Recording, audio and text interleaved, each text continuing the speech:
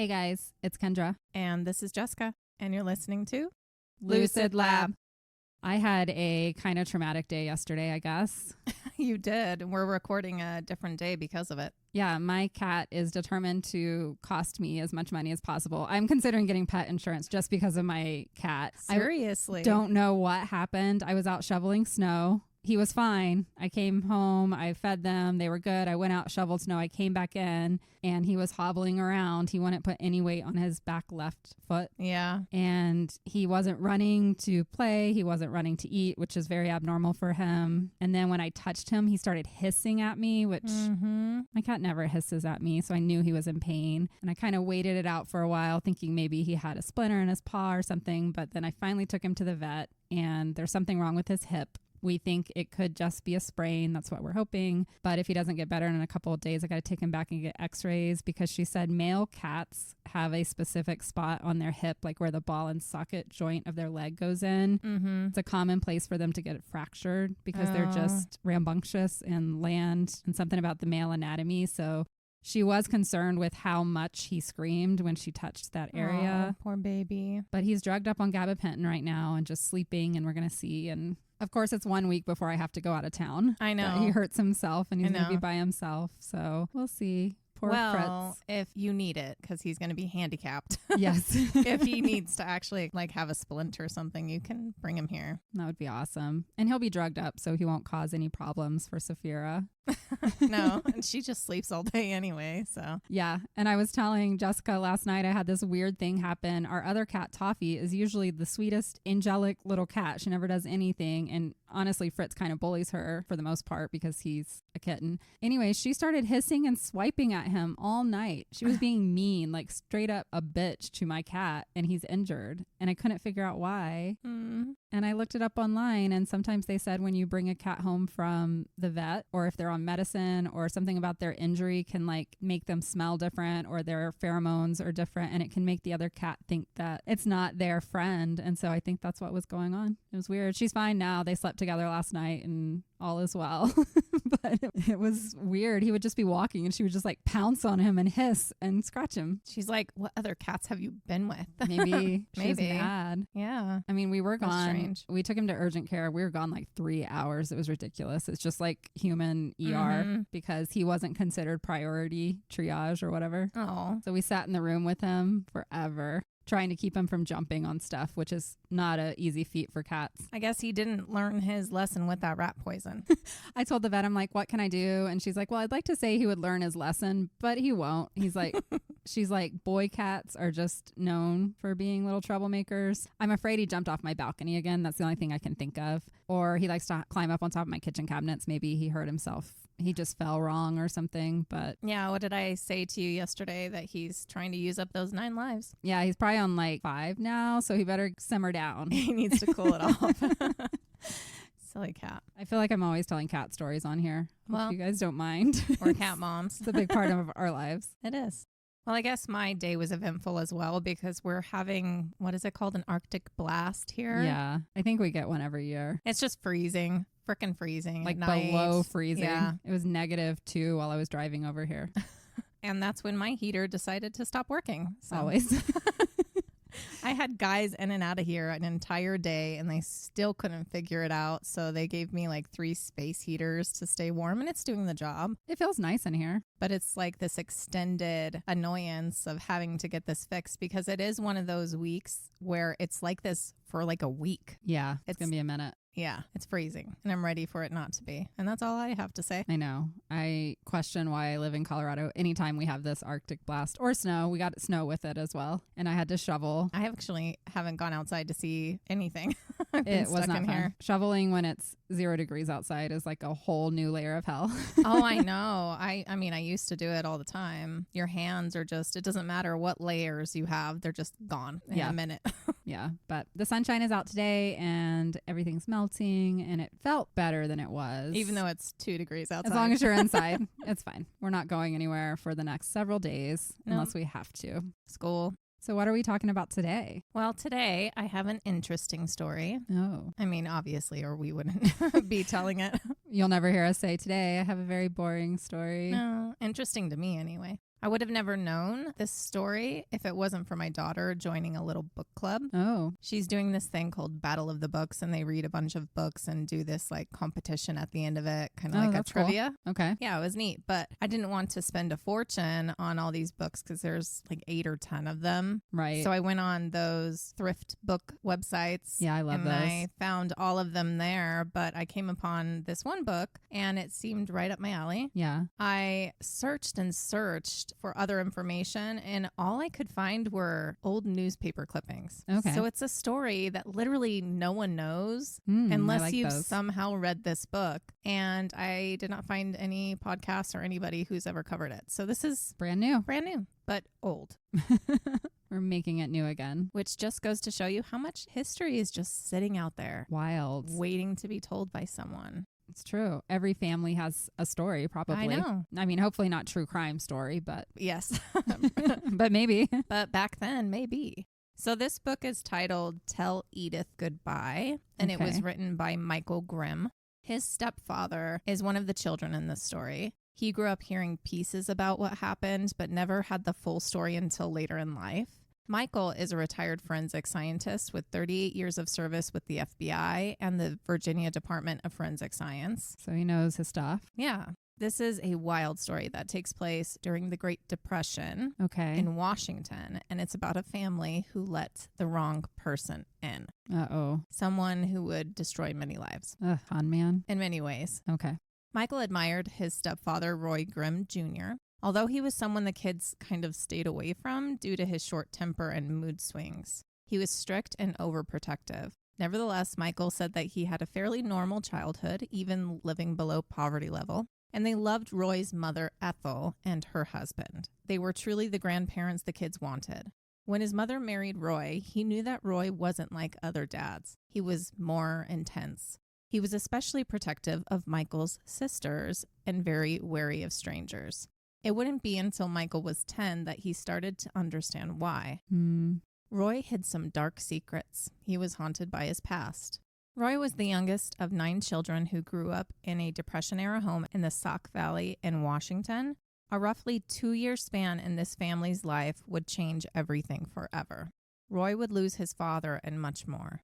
But what led to this was a missing piece for Michael. Roy didn't want to talk about it much. He didn't want to relive it. Michael only found out more after his grandmother died. She kept magazines and newspaper clippings about it. And later, Michael would spend 10 years and thousands of hours researching to tell the story his father couldn't put into words. Okay. The Grimm family was headed by Roy Grimm Sr. He was born in Cassopolis, Michigan in 1879. His father was an Ohio native that moved them from Michigan to Wisconsin to South Dakota and back to Wisconsin over the first 3 decades of his life. Back in Wisconsin, Roy met a young lady, Ethel. She was 6 years younger than him, but they hit it off and married February 28, 1908. Their first boy, Ernest, was born a year later. Like many others of the time, Roy thought that he could improve their lives by working for the timber industry in the Northwest. Over the first few years, pretty much the entire family made their way out there, including Roy's mother and her new beau. His father had died 10 years prior. Roy's sisters and brothers went out there too. And also Ethel's family, her parents and 4 brothers, they all moved to Washington. They all settled near each other around the Seattle area. While living in this area, Roy and Ethel had 2 more children, Ava and Howard.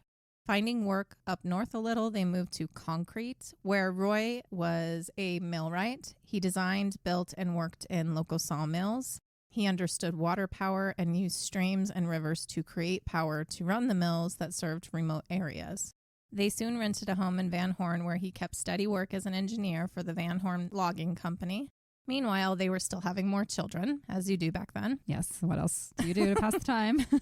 I'm not sure of which order and when they were born, but this included Jay, Floyd, who went by Sonny, and Lillian. I love how everyone had nicknames that don't make any sense to their real names. My boss also has a regular name, and his nickname is Sonny, and they do not match. So that's really weird that I came upon that because I only know one Sonny. And then I read this and I was like, it's a thing, apparently. By 1921, they had saved up enough for a down payment on land in Sauk. And it's Sauk or Sauk. It's one of those weird words, everybody. It's S-A-U-K. And it just comes out of my mouth different every time I try to say it. Yeah. I'm not familiar with that word. So whatever you say, Jessica. Okay, thanks.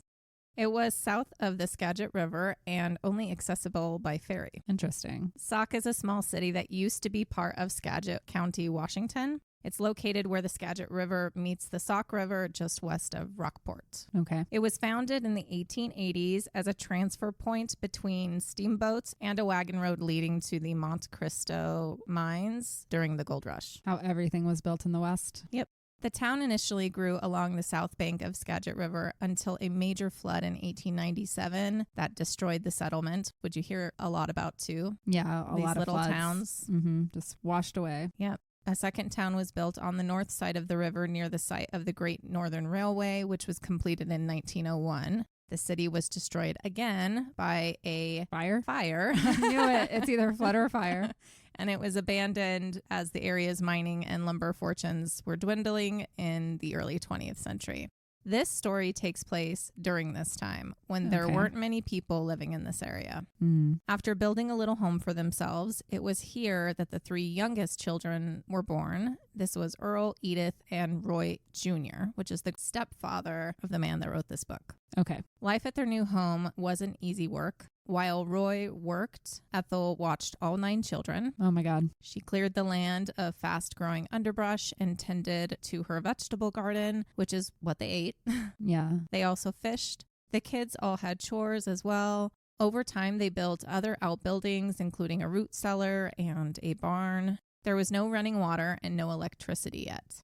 Others in more populated cities kind of around there did have these comforts. Yeah. And they were comforts she wanted. It of just course. wasn't there for them yet in this remote home. That would be hard. Like no running water. I can't imagine living without running water. Oh my God. I know. So many people don't today still. Or electricity. I'm like, maybe electricity, but then I'm sitting here going, no, I I'm don't too think scared I of could. fire. Yeah. Like we had to turn off my little space heaters because I'm like, we're not in that room. I have to turn them off. Right. I don't want like a fire starting while we're sitting in here. No, that would be horrible. I know. Just anxiety. We'd have to climb out your window. Oh, well, that's doable. I just don't want it to happen. No, all your things. At some point, she did get herself something called a water witch. Okay. And this was after years of saving money. It's this washing machine that's powered by a gasoline engine. Oh, cool. And she got it from like Sears or like Interesting. Roebuck, which is something Yeah. similar, I guess. I think it was Sears and Roebuck is what it was called originally. Oh. Or maybe they combined at some point. Oh, okay. I mean, I know they used- nothing. Sears and Roebuck used to sell whole houses, like I whole ass know. houses you picked from a catalog. It's I crazy. My know. grandparents' house came from a catalog. How the times have changed. I know. I think we have like one random Sears somewhere here in Colorado. Is it still open? I think it closed. It was Did right it? up the It was, road. yeah, it was more up by you. Now it's a furniture store. Oh, okay. It held on till its last breath. It did. And I went in there one time and literally there was like 2 people. So I remember going in there with my daughter when she was like a few years old. And it was weird because people were coming up to you asking if you needed help. I'm like, this is Sears. You're not supposed to do that in a store like this. Leave me alone. they were bored. I know. They were. There's They're like people. nobody in there and it's huge. Yeah. When Ernest, the oldest of the children, was old enough, he went off to work to make money to help the farm. At 22 in 1930, he got a job working to create trails and roads, all of which is still used today in those areas. That's cool. Yeah, so anytime you're hiking somewhere in the mountains, Somebody dug did that that. for you years and years and years ago, 100 years ago. They dug that for you. It's amazing to think about that. I know. Because especially here in Colorado, some of our trails are in some really desolate places. I can't Mhm. imagine. And that was his job. Ernest knew he had to help because his father's health was going downhill. Ever since he took a job pulling heavy wire while standing chest deep in the icy Skagit River. Not a place I'd want to be. No. This was all for the sake of electricity and telephone service being expanded in the area. It was a temporary gig of only 2 weeks, but Mhm. afterwards he started having severe leg pain that Oh. eventually led him to really not being able to walk, Oh my God. and he relied on crutches. What was a gig to bring in just a little bit more cash cost him his ability to work altogether. Oh my. So the responsibility was put on everyone else. Soon he was on constant morphine and started having, just episodes where he was incoherent and even violent. Oh, no. And this lasted until he was officially bedridden. What happened? I don't know. You're standing in an icy river. I'm pretty sure you're not supposed to do that too long. Yeah, like frostbite almost. Maybe. It like damaged his nerves. It's like back then, information wasn't available as to what you should not do. Someone had to do it first, I guess. I don't know. Ethel became the sole caregiver for everyone, and it was a difficult time in this family's life. While Ethel tended to him, the children were left to take care of and raise each other. I feel like this is a common thing back then with large households and early deaths. Yeah, a lot of dangerous work, and you just keep having kids. Yes. Like eventually they become your workers and no birth control. Yep. And this brings us to the true start of this story, which takes place in the summer of 1935. It is the middle of the Great Depression, and many men are traveling in this area looking for work with logging companies. This included an inexperienced man named Finn. Okay. It was dangerous work. Many died during this time, and after a long trek, you might show up and there might not be any work for you. So people are traveling hundreds, thousands of miles to go look for work, and they'll be Good like, luck. sorry. Yeah. By the mid-1930s, they had already taken as much wood as they could. So that left a lot of homeless men in the area with nowhere to go. That sounds like a dangerous mix. Yeah.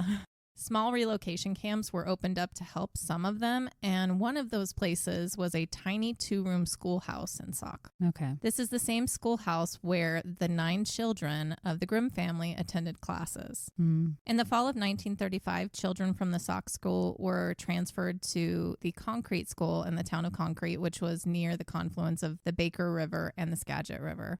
Concrete was more of a bustling town at the time due to the rise of the use of, can you guess? The railroad? Concrete. Oh. Right over my head. The railroad. I'm all like, what else would be back there?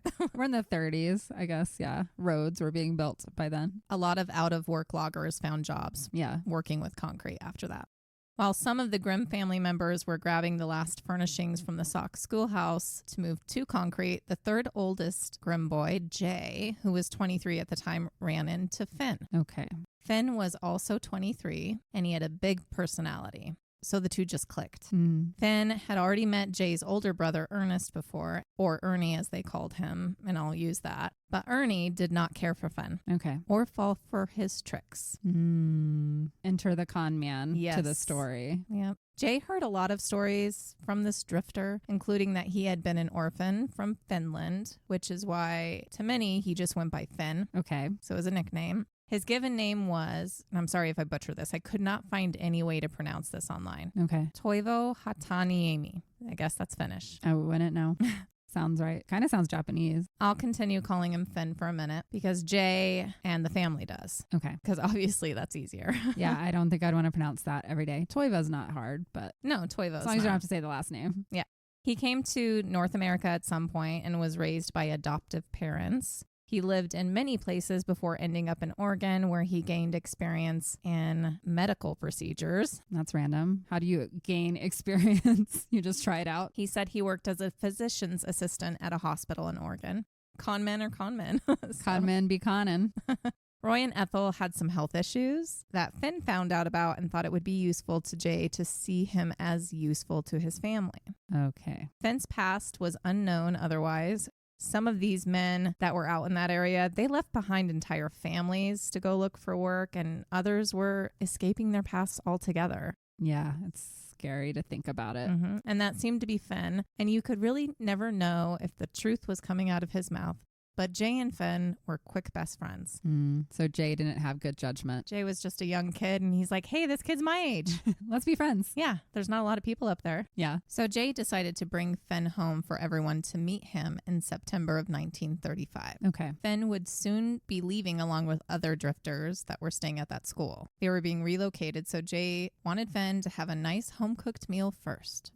After hearing about Finn's supposed history, Roy Sr. and Ethel really liked him. Okay. Ethel especially because of his medical knowledge. She was exhausted in every way, and he seemed to be a miracle sitting at her table.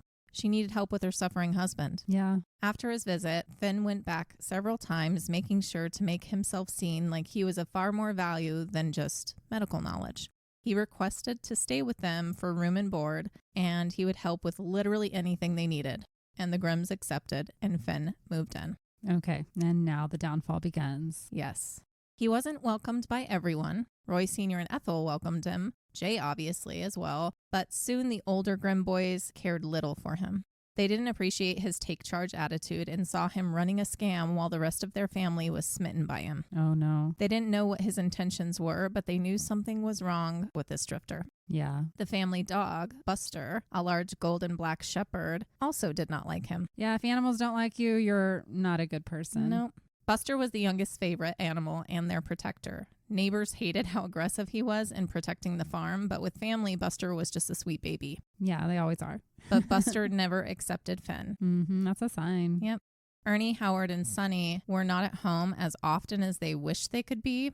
They were all working out of the home and only came home on the weekends and even less frequently. But they all regretted not speaking up immediately. Oh, no. So these are the older boys that felt like something's wrong with him, but they're not there all the time. Yeah. Ava was no longer in the home either. She was now married to a ranger and living at a ranger station.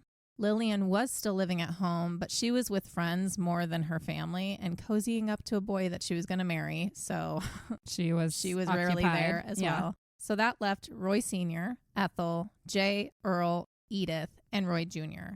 there with this new stranger. Oh, no. Finn sort of became the man in charge. Only when Ernie, Howard, and Sonny were home would he pull back because of their disdain for him, and also because they were the older men of the family. But otherwise, he ran the show, and everyone still living there didn't see it for what it was at all. They saw him as someone helping their mother, who desperately needed it, and he came off as this impressive young man who told tons of tall tales that kept the younger kids glued. Mm-hmm. And none was more enamored than 11-year-old Edith. Oh, no. She was a blue-eyed, freckled-faced redhead starved for attention after years of struggle, trouble with her ailing parents, and being one of many siblings. And he is going to target her. And she was the only young girl left in the home. Not good. Although he promised to help with whatever was needed in terms of chores, he often used his so-called experience in nursing to make the other boys do all the hard work and excuse himself to take care of the ailing father. Convenient. But as time went on, he had no choice but to help and pitch in a little more. It was now the end of summer in 1936, and everyone was preparing for winter. There's lots to do to be sure they had everything they needed, because winters up there are no joke. Yeah. They ended up moving the house closer to a stream to have closer access to water. Just picking up the house and moving it. You can when you buy it from Sears Roebuck. I don't think they did that. But Okay. Running water and electricity was the plan, but they did not make it that far again that year and would have to do without. A new root cellar was dug out. Hunting for food began. Hay was being dried and stacked. Manure was being collected for spring gardening. All the things you need to do to prepare for a long, cold, wet winter. And at this point, Finn had been with the family almost a year. And also at some point, sweet Buster was shot. Mm-hmm. The family assumed it was by an angry neighbor and that Buster was probably chasing cows or horses off their farm when he was shot. But Michael thinks it was probably Finn. I would agree. Buster was a threat and he took the opportunity to eliminate him. Yeah, poor baby. He was trying to protect his family. Yep. It was clear that Edith was Finn's favorite of the family right away. And little Edith found him to be all that in a bag of chips. No. He was exciting to her, as I imagine he would be when you live out in the middle of nowhere. Yeah, he's a new person that's not your brother. Yeah. And the only life you've known has been one of struggle. Yeah. And she was as innocent as they come. She didn't have many friends at the time. She was sweet, charming. She was a good artist. She was bubbly with family, but quiet with strangers. Once Finn weaseled his way into the family, Edith was just a silly giddy kid with him. But Finn was 12 years older than her. Yeah. And this wasn't a cute adopted uncle-niece relationship. Finn had other plans, and little Edith was being groomed. No. She just didn't know it yet. Yeah. His plan was to make her his own, and as the rest of the family moved on over time, whether by death or moving out, it would become his family and Edith his prize. Ew. She's 11 years old, dude. I know. And it's scary. There's so many men looking at girls that age. It's my daughter. I know. And they're children. They're like, children. We're around them. They're cute little bubbly literal children. And yes, they're adorable, like to hang out with and the energy, but to like look at that child and think what these men think is just evil. I will never understand. And he worked pretty quickly to make all of this happen. He spent his first several months cozying up to the kids and gaining approval from the family before he made his advances. Finn hid his attraction for Edith by pretending to treat her like a little sister. Okay. He would have her on his lap, sit close with her during family time, tickle her, tease her. Yeah, my kids never sat on men's laps. No. Her parents didn't catch on until it was too late. No. At first, Edith would laugh out loud at anything he was doing, and it just seemed like they had this playful brother-sister relationship. Yeah. Anytime the older brothers were home, though, they didn't see it that way. Oh, and good. They would voice their concerns to their parents. It's not known what the parents really thought of their children's concern at the time. I think they just shoot it away. They're being overly protective. There was another story I almost did, and it's very similar, and it's kind of back in the day. I think back then, yes, it's a child and a man, but your brain does kind of think, well, when she grows up, it would be an acceptable relationship because there's not a lot of men to choose from. So there was a little bit of that, I think. Yeah, I mean, you go back way when in the Middle Ages and such, they were betrothing their daughters when they were born. And I think in Afghanistan, they only have to be 9 to be married. They Fucking can marry them at insanity. 9. And I guess back in the Depression, I think about it with even my grandma, because her husband was 10 years older than her and he met her at 14. Yeah. I mean, it was, I feel like, common, unfortunately. That's why they're fighting to get back that way, because they're like, it's always been that way. And I'm like, no, just because it was always that way doesn't mean it was right. No, you guys just did it. And then people finally stood up and said, no, this is not right. Right. And that's why it was changed. Because little girls are not property to be bartered like cattle, which is what was done. And I think families back then, even here, Finn seemed like a nice guy, and probably in their mind, it's like, oh, well, yeah, that would make sense when she's old enough for them to get married, because like you said, nobody else is around. Right. But it's dangerous thinking, and it was put into our minds by society, but it's not natural. And you'll see here in this story, it's very dangerous thinking. Yeah.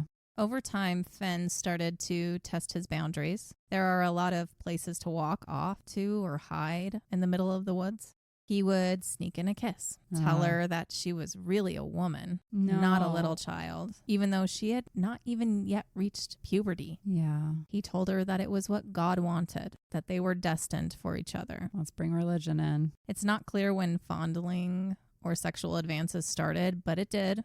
There was intercourse. There was rape. He manipulated her. No. She was a child. Poor baby. For her, of course, it's not because of sexual gratification or anything of the sort. Ever. She did not tell anyone. I'm sure due to fear. Yeah. Although she was not to blame, she didn't see it that way.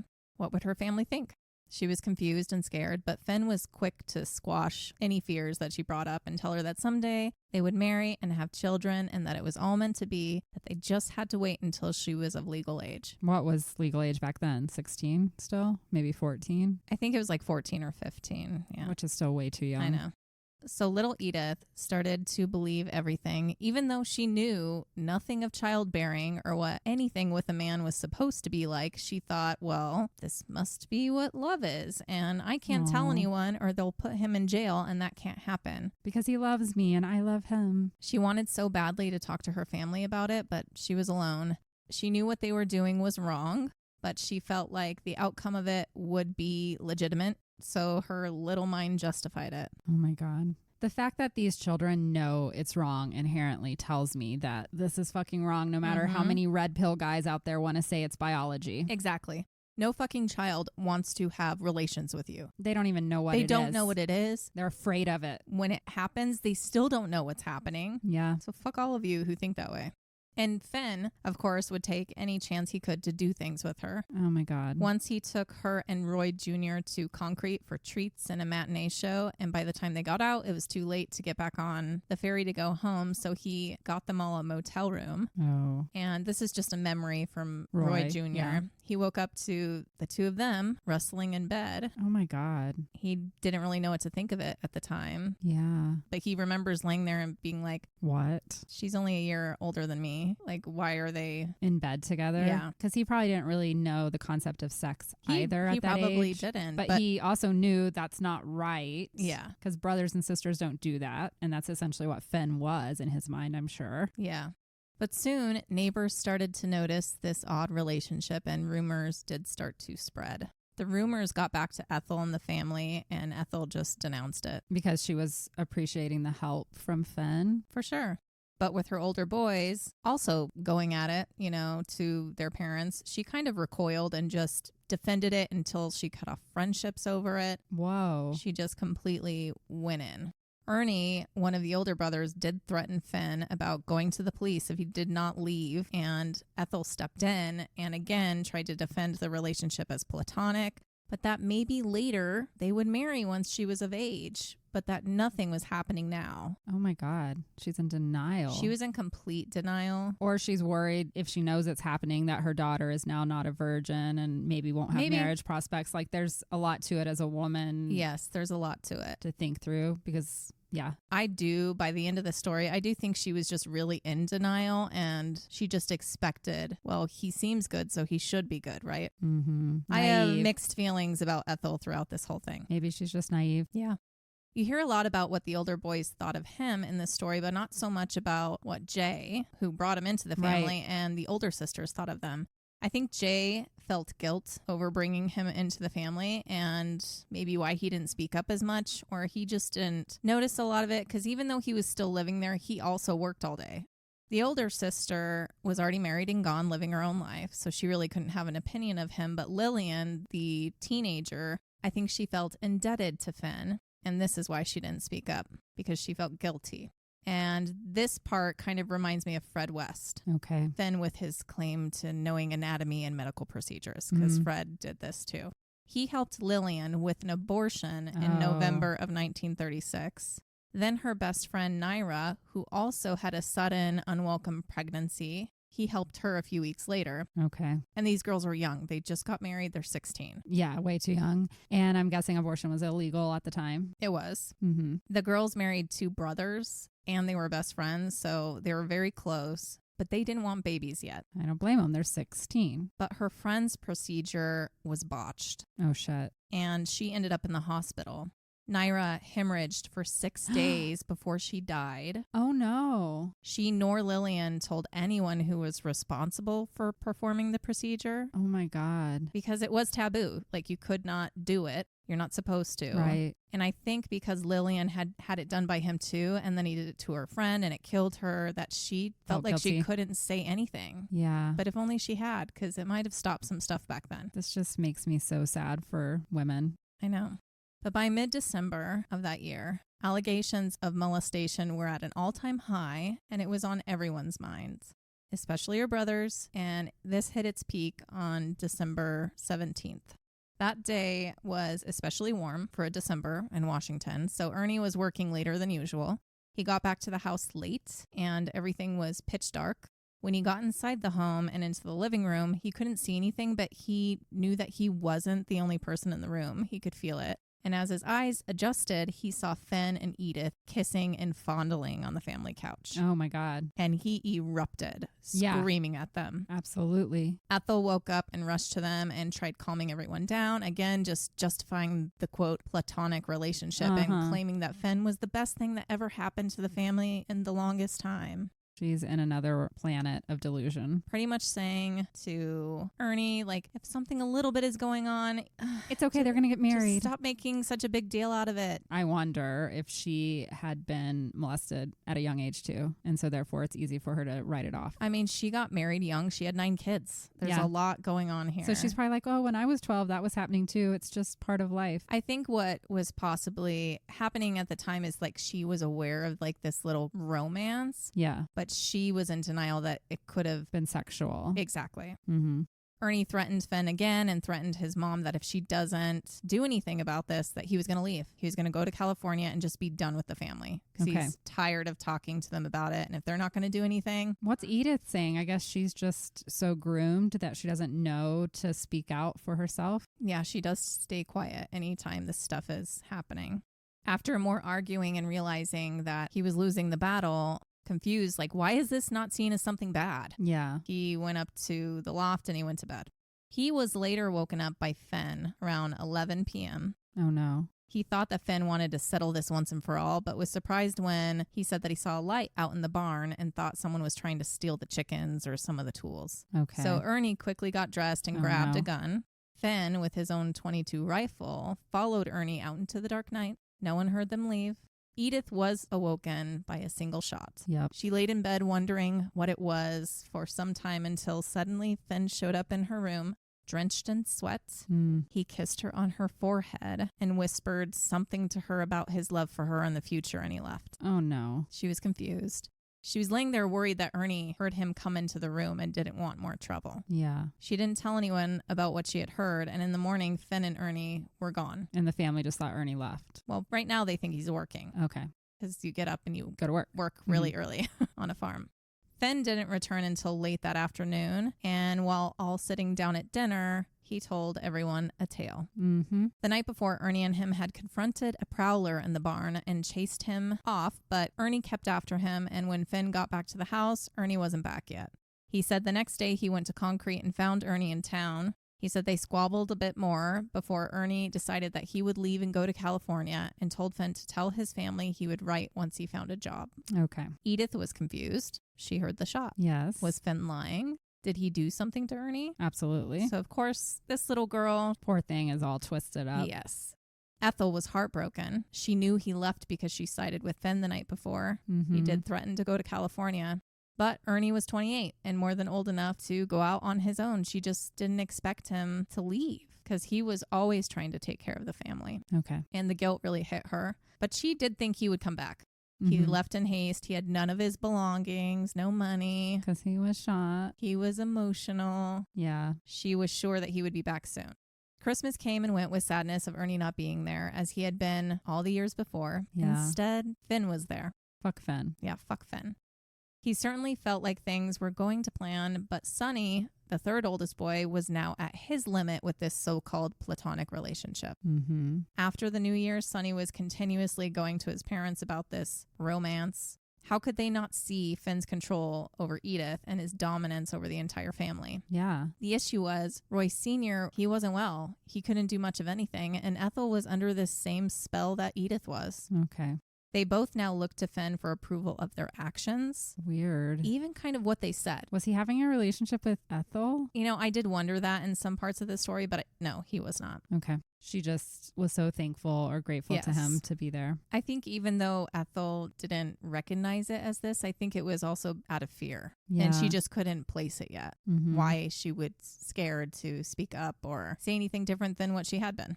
Howard, the second oldest, was also voicing his concerns, but he was living with his sister Ava in another town at the time, so he wasn't there to bring it up as much. Yeah. So it was left to Sonny to keep it up. Okay.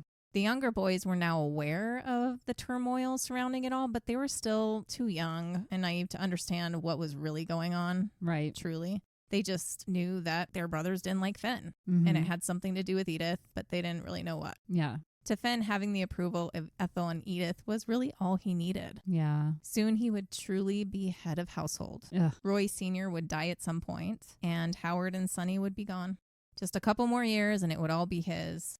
But Sonny would not let it go. Good. But on a farm, you can't bicker all day. Things needed to be done. Spring was on its way, and chores required attention. Roy Sr. was worse off than ever. He depended heavily on Finn for care. He was bedridden all winter, and the morphine was starting to lose its effect. But that is all that they had to help him keep the pain at bay. Okay. And he just laid there worried about all the chores that needed to be done all day. which would be very frustrating. And not able to help at all. Exactly. You just feel useless. Especially when prior to everything that happened, you were this very physical man who took care of everything, and now you're just stuck in bed. Yeah, that would be really hard mentally. It'd be very depressing. And now with 2 of his older sons gone, there's more to do and less hands. Yeah. Sonny immediately took on the task of trying to complete the water project so that his family could finally have electricity and running water before the next winter. Yeah. He also took on the responsibility of cutting all the firewood that was used to barter for Roy Sr.'s medicine, which is an agreement that Ethel set up with the owner of the general store in town. So they would give them firewood, he would give them morphine. Okay. So Sonny had his hands full. He could only fight over this situation probably when he had the energy for it. Right. I'm wondering why none of these older boys ever got married. Like Ernie was 28. I think it's because of the family. They were just feeling so obligated. Yeah, they couldn't leave their family, their parents in poor health. What is their mom really going to do? You know, they were kind of left with the responsibility of it. That sucks. The water project he was doing would take up almost every moment of his day. And it was quite the project. And to do alone was going to take all spring and summer.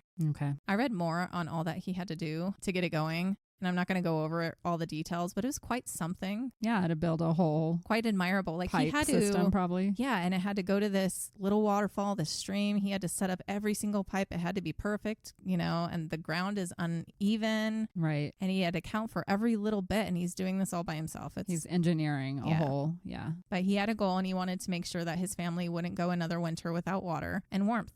Not only would that make everything in their lives easier, it would make taking care of his father easier as well. Yes. And then maybe Finn could get the fuck out. Okay. What he didn't know is that a resident of Birdsview, a nearby town, a man named George Peterson and his deputies from the Skagit County Sheriff's Department were hot on his tail. Why? Peterson was a dairy farmer, and in February, a generator and a Pelton wheel from his water system went missing. Okay. Finding the items was of extreme importance because without them, he couldn't run his operations. Okay. He threatened the Sheriff's Department that if he found the thief himself, that he was going to handle it in his way. Which means they'll shoot him. Wild West. Yep.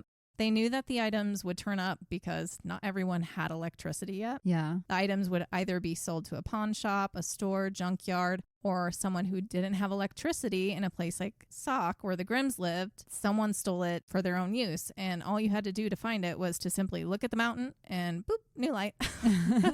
Right. Oh. Interesting. The Grimm's neighbors, the Yeagers, they are an interesting family. They always had issues with the Grimms. I don't know why, but the Yeager dude, he was kind of the town gossip guy. And he heard about this theft and he's like, oh, I'm going to stalk them every day. Yeah. It's the Grimms. So day in and day out, he snuck around the property until he did find those missing items. Uh-oh. He was one of those neighbors who just made it his business to know everything. Yeah. So he was really excited when he went to tell the deputies where to search.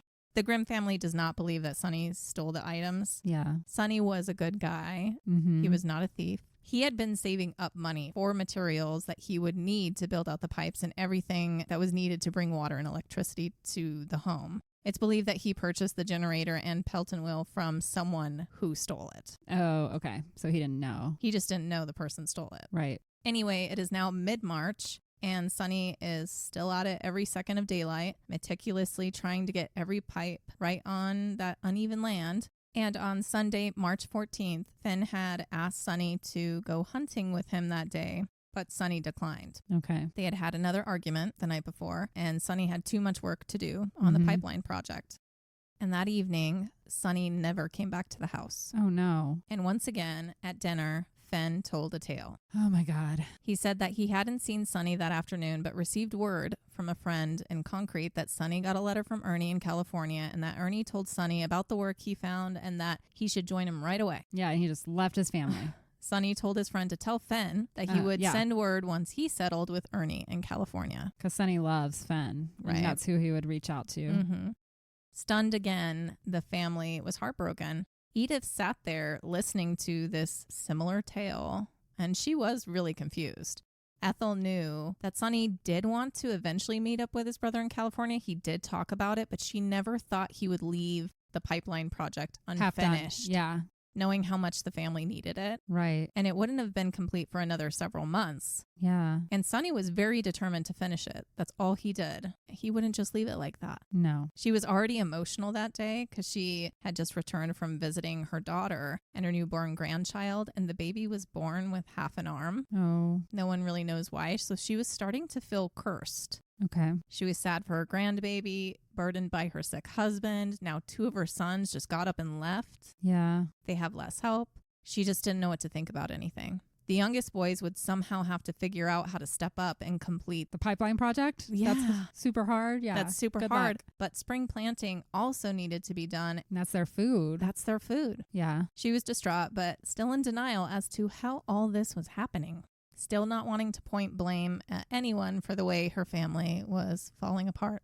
Even though there's only There's one very clear connection here. Exactly. Lady. Everything was fine until this guy showed up. Yep. Your sons don't like him and then they disappear. Come on. Yeah, Put two and two together. Not that I'm hard. thinking Ethel was not too intuitive. I think she was overwhelmed. I think life back then was ridiculously hard. Yeah. And it's not like they're all sitting in the same house all day long. Everybody's out doing separate things. So you're not always together. Yeah. I don't know. I just think that life back then was really, really hard. And maybe when she sat down at the end of the day, she might have just shut off. Yeah, if I was her, I'd be like sneaking some morphine from my husband. Exactly. I would probably like lock myself in a closet and just go crazy. Sit there and eat the last piece of bread. Goodbye.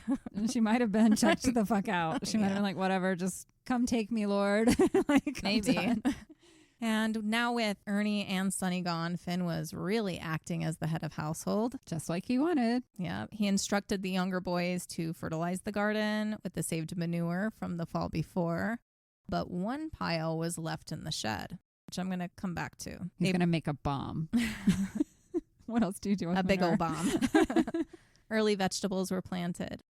Meanwhile, Roy Sr. was getting worse, and by early April, there was no choice but to have him admitted to the hospital. Okay. Unable to afford the closer local hospital, he had to go to the state-run hospital that was really more for people dealing with mental illness. Yeah, state run doesn't sound good. No. He was finally diagnosed with atrial lateral sclerosis, Okay. which is now known as Lou Gehrig's disease. Oh, okay. Ethel was just beside herself. She really loved Roy, Yeah. and they had been together for almost 30 years. Mm-hmm. With Finn running the farm, Ethel decided to stay with Roy in the hospital. Oh, shit. Now he's home alone with Edith, living his little dream life. Dream life.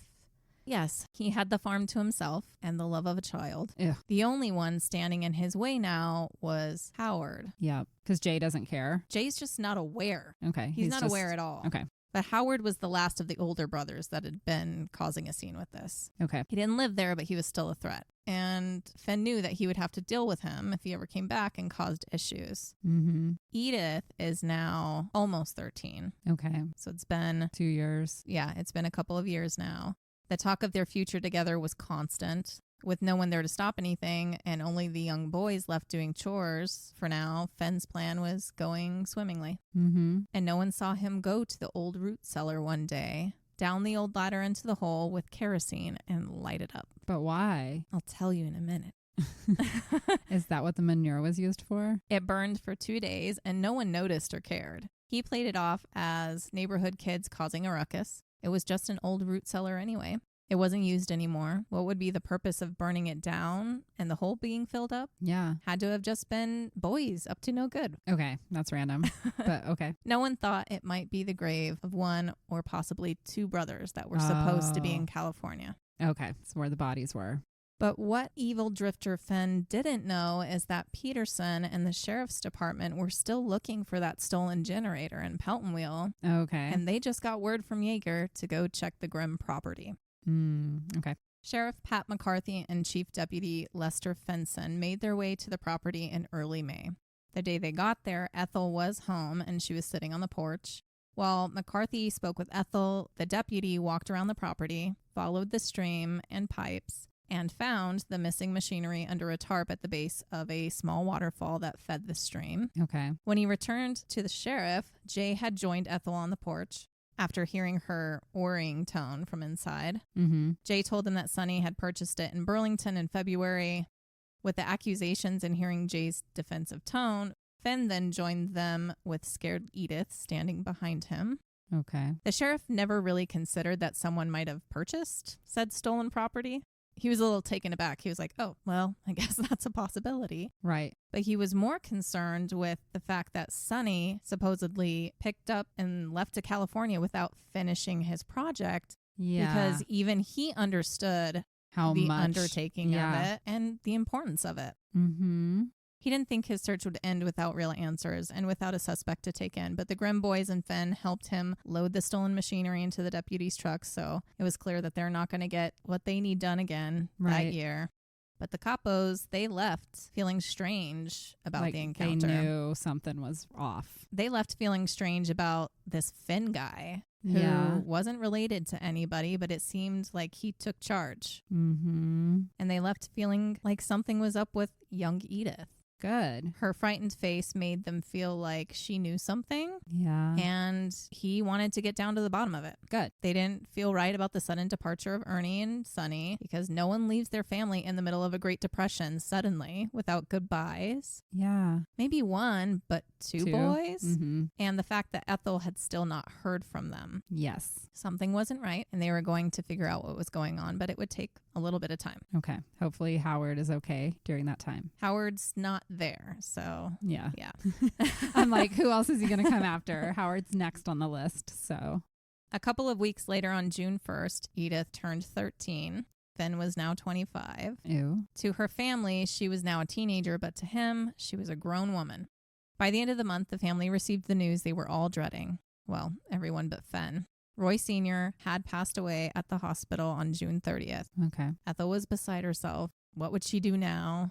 She was worried about losing the farm, too. Yeah. She didn't know how she would pay the mortgage long term. Okay. And this mortgage was really just an agreement between her husband and another man. It wasn't like official. Yeah, that's scary. And both of the men were now dead. So she was worried where does about that the leave wife because the Mhm. wife now technically is in charge of this mortgage. And at any time, this man's wife may decide to back out on the deal. Right. Her younger sons did what they could to collect different material on the land to sell to keep up with the bills. And there was enough food to collect for winter, but she knew it would probably be their last winter there. Okay. And electricity and water never happened. Poor Ethel never got electricity or running water her whole life. Oh my God. Her life was truly falling apart, and she just wished her sons would come back already and make everything better. But they can't. And she was concerned about that. She hadn't heard from them. Yeah, that would be odd. And now their father was dead. She had no way to reach them. She didn't know where they were. She knew it would make them feel just so guilty that they left and then their dad died. Right. Something had to change, but she didn't know what to do. She was very tired from caring for her dying husband for 7 years, and she needed a break. So she decided to focus on her younger children, and what friends she did have, she let go of. She secluded herself completely from the rest of the world. Not good. She had no idea in the background that the sheriff was really looking into this Finn guy. Okay, good. Good and sheriff. what was really going on at the property. And he knew time was of the essence because travel in winter wasn't ideal. It was on the way. Mm-hmm. So there was this time limit to figure everything out. Okay. Because you don't go traipsing through the woods at a certain time of year. Confirmation in his suspicions came in October when a couple, just a random couple, reported the alleged ongoing seduction of a child. Okay. They said they witnessed the older farmhand and young girl having sex near the Grimm home on September 19th. Okay. So the sheriff is like, bingo. That's what I thought. Yeah. They still needed a confession. Okay. He couldn't make an arrest based on rumors. On October 8th, Sheriff McCarthy and Deputy Fenson went to Edith's school and pulled her out of class to question her. Okay. They brought along a preacher who happened to also be the county's probation officer. His name was Carl Lund, and they brought him in hopes that she might be more comfortable opening up to him. I mean, maybe bring a woman. They do that later, but that's what they had at the time, and they knew that last time they saw her, she seemed scared. Scared, yeah. After some coaxing, she admitted to their sexual relationship, but that they were in love and that he promised that they would get married soon. And that was all they needed. Yeah. And she was sent back to class. Edith was sobbing, though, and she was worried that Finn was going to find out that she confessed, and how is she going to hide it from him? And yeah, that's frightful. She just turned 13. Yeah. Like, so fucked up. In my mind, you're not a teenager at 13. You're just still that little 12-year-old. No, you're still in middle school at 13. Like, The men worked on obtaining an arrest warrant and went back to the Grimm farm on October 14th. They confronted Finn and told him that he was being arrested for taking indecent liberties with a child. Good. Ethel tried to argue with them. Go away, Ethel. I know. I'm Like, the fuck away. that Edith doesn't understand what she's saying. I She's think just a she silly knows. girl who has a crush on an older man. She was still knows. adamant that it wasn't sexual. What in the world? Finn was their savior in hard times. Blah, blah, blah. Everything she could do and say, she tried, but they took him to the county jail. They also picked up Edith again, and they took her to a detention center for further questioning, hoping that with more push, she could tell them about her brothers. Oh, because yeah. they're concerned. They know they're gone. Finn was calm, claiming innocence, and wasn't concerned. He knew that Edith wouldn't betray him. Okay. Because he has her Wrapped around his finger, Yeah. he thinks. and she was a bit of a mess. Of course. This time they did bring in a female officer to talk to her. Yeah. But the entire situation was extremely frightening for her, and she knew talking landed her where she was. So she actually clammed up this time and didn't say Aw. anything other than that they love each other and they're going to get married. Yeah, but that's a red flag for I know. any officer we know. They weren't getting anything from her, so she was sent home to be with her mother 3 days later, No, well, yeah. and she resumed going to school. The same day that they did arrest him, though, he was formally charged with carnal knowledge of a child under the age of 14. So 14 must be, The age of consent. I guess. Yeah. And over the next few weeks, lie after lie was uncovered about this Finn guy. Mm-hmm. First, we already know his name is not Finn. That was a nickname. But it was also not Toivo. Of course not. And he wasn't adopted from Finland. His real name was Clifford Hawkins. He was born June 6, 1912 in Dallas, Oregon. Okay. He was the firstborn to Stephen Hawkins and Anna Pownall.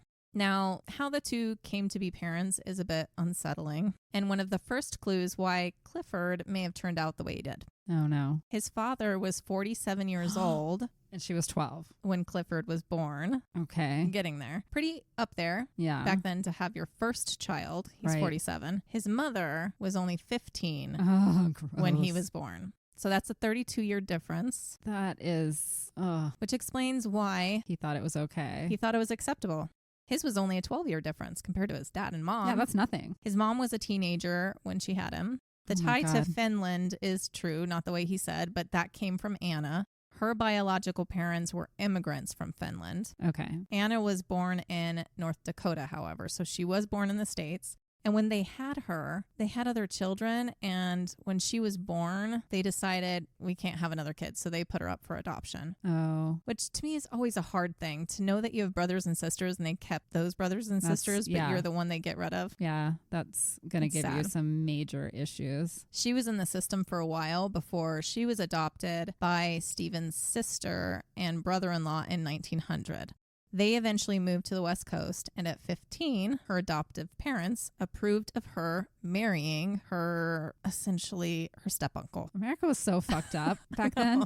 So fucked up. And she immediately got pregnant. She gave birth to Clifford less than 10 months later. Wow. After Clifford was born, she would go on to have 5 more sons with Stephen. And by the time his last son was born, Stephen was almost 60 years old. Wow. At first, Clifford seemed to have a normal childhood. He attended school, but he did drop out before his 16th birthday. Before that, he started committing petty crimes. Okay. That's how it always starts. Just like a lot of offenders. His parents' marriage dissolved in 1930 when he was 18, and Clifford was just on his own after that. Okay. His father passed away in 1936, and his mother, who had only accomplished a 3rd grade education, tried to work for several years after the divorce, but she ended up in an asylum. Wow. What a tragic life for her. I know.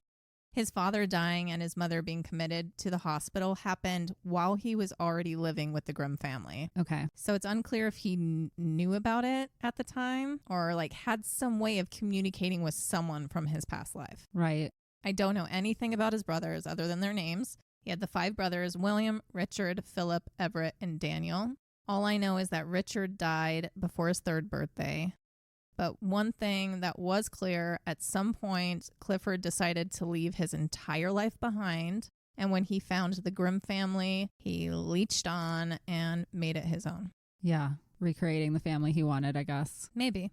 But despite them finding out all of this, Clifford still denied any sexual relationship with Edith and denied knowing anything about the whereabouts of the two missing Grimm boys. He was questioned daily. Yeah. They knew he would eventually crack, but he was tough. Mm-hmm. He was a tough one to crack. And he wasn't going anywhere soon. His bail was set to $5,000, and no one he knew had that kind of money. Well, that's good. Keep him locked up and away. So he sat and he ate and he slept, and he waited for his trial, thinking that at most he would get a few years for his supposed charge that he also felt like they couldn't prove. Yeah. But they weren't done looking into his past. He had never done anything super serious, but he had a decent little rap sheet from his teenage years into early adulthood, including forgery, stolen checks, missing curfews while on probation, stealing cars, disorderly conduct, loitering. At some point between 1932 and 1933 is when he assumed the identity of Toivo. Okay. Since his teenage years, he was literally in and out of jail. And while in jail, he didn't seem to mind because it was 3 hot meals and a cot. Yeah. It was somewhere to stay. Otherwise, he was pretty much homeless until he eventually made his way to the Sauk area from jumping job to job and met Jay. As the months passed with him in jail, Edith was not doing well. She was the talk of the county. Mm-hmm. Everyone knew what was going on. Oh, poor thing. She felt very alone and scared, and at one point she tried to take her own life by overdosing on pills. Oh, no. Her mother was able to stop her and made her vomit it all up. And Clifford was now starting to worry about what would happen to him. He was isolated with no one to talk to, so the sheriff came up with a plan to give him a roommate. Okay. This roommate was a plant. His name was Jerry Granville. I love that they planted someone there to get him to confess. I know. I want to watch this whole Movie? thing in black and white. Yeah. He was 23 years old. He wasn't an officer or anything. He was actually in jail for an assault charge, but he was newly married and it wasn't as big of a charge. And they made a deal with him that if he could get Clifford to say some things, he would get a lighter sentence and possibly not do any jail time. Okay. So they stuffed him in that jail cell with Clifford along with a fictitious charge. Something not the same, but kind of similar. They said that he was arrested and up for trial for abduction of a child. So right, something so they could childlike. bond. Yeah. Clifford didn't admit anything for a few weeks. It wasn't working, and he was starting to go silent again. So they had Granville tell him that he heard that heavy October rains were flooding up and down the valley and that streams were out of their banks. Okay. Also that he was about to be released. Hoping if there was something hiding on that property, it would make him worry about something being unearthed. Okay. And it worked. Oh, damn. Within an hour of saying that to him, Clifford asked a favor of his newfound friend. Okay. He wanted him to go meet with Edith. He said that Edith knew about a body on the property and asked them to move it. Oh, shit. He told Granville that it was the body of a random man who attempted to rape Edith several months back, and that somehow Edith got away from him, grabbed a gun, and killed him, and that Clifford helped bury the body. Okay. He wrote a little note to Edith on a torn matchbox so that Edith would trust going with this random man Okay. to go move this body. Edith, along with her mother and 2 younger brothers, had actually left the farmhouse and moved just a few days before this into town because Okay. Ethel, she needed to work. Yeah, she couldn't afford the farm. Yeah. They still had the farm, but they couldn't work it anymore. Yeah, they had no so- one to take care of it. So she did find a job. It was barely any money, but the long days as a seamstress was like exactly enough to pay for rent and what food she could get for the small family. Okay. Jay did stay back on the farm and just tended to chores that he could and to make sure no one came and stole anything Okay. because people do. Everybody was back then. A pretty elaborate plan was hatched to find this body that Clifford claimed was another drifter who attempted to rape Edith, and Edith killed him. You know, that Yeah. dangerous little girl. Of course, no one believed that. Right. Everyone knew they were looking for her brothers. Yep. But they worked with Granville and gave him the plan, along with letting Edith's school know what was going on. Okay. So Granville showed up to Edith's school on November 9th, just as she was sitting there about to go into school for the day. He called her over to his car and he handed her the note. And she got in and left with him to drive to the farm. Okay. The school pretended to not notice her absence. Okay. And they needed to do this because otherwise her mom would get a call. Oh, Your I kid's see. not Yeah. in school. Granville was being followed by McCarthy, other units, and a photographer for the paper. They kept their distance so that Edith wouldn't notice. Once at the property, she led Granville to a spot near the pipelines that Sonny had been working on. She chose a spot where she thought the body was, and they started digging. Okay. Authorities were close by in the thick brush waiting for Granville's signal. After digging for a little bit, Granville stopped and lit a cigarette. And that was the signal, and the cops quickly approached them. Okay. Edith immediately screamed and threw down her shovel and tried to run, but Granville grabbed her by the arm. Mm-hmm. She tried to fight, but just started sobbing and caved and said that Toivo would kill her and her family if she said anything. Aww. Now, what's interesting is everyone else called him Fen, but she did call him by his first name. Because they had that relationship, I'm sure. He groomed her that way. She admitted that it was actually Sonny who was buried out there, not some random guy. Mm. It was clear that she knew a lot more than they thought she did. Yeah. They tried to calm her down and tell her that she wasn't the one in trouble. They needed more from her, but they knew they weren't going to get it out of her standing there unearthing her own brother. Right. So one cop went back to the house with her. Soon after, Jay showed up and walked into the house and was shocked to see that his little sister was there with some guy in black. Mm-hmm. They were both wet from the rain with mud on their shoes, too. Yeah. He explained a little to him and told him to go out to the authorities that were digging outside. So he didn't know what was going on yet. Just get out of the house and go out there. Right. Go help them. When he went out there, they hadn't found a body yet, so they were worried that Edith was wrong. She chose the wrong location. McCarthy started looking around and noticed a large rotting log with years of moss and ferns on it. Near it was a handful of gravel from the creek bed, so it was out of place. Like they were marking a spot. He walked over there with a shovel and found an area next to the log that was covered with a bunch of branches, leaves, and other debris. Not something that would naturally be there. Yep. And the ground was soft, not like what they had been digging in. So they started digging, and sure enough, there's Sonny. The smell of death started coming through the soil. And the smell was horrifying. Of course. Jay stood there confused as to who could be buried there. They still had not told him who they were looking for. But as they continued to dig, a pair of boots were uncovered, and it quickly hit him. Yeah, that would be hard. He recognized his brother Sonny's logger boots because they were once his boots. Aww. He loaned them to his younger brother just days before he supposedly went to California. Okay. It took him a few moments to realize that what he was seeing was his dead brother in the ground. Yeah. And he immediately broke down in tears. But what's even more horrible was that the shallow grave, it was only part of Sonny. Oh. It was only his lower extremities. Okay. He had been dismembered. Ooh. They started probing the surrounding area for other spots of soft soil, and they did find one a few yards away where they discovered Sonny's other remains, which included his torso, arms, and shattered skull. Oh. And Jay was part of this entire process. He was on his hands and knees digging to find the rest of his brother. Oh my God. It was horrific. His skull was missing the entire right temporal area and right eye orbital socket. Okay. The maxilla and mandible were detached, and both were in two pieces.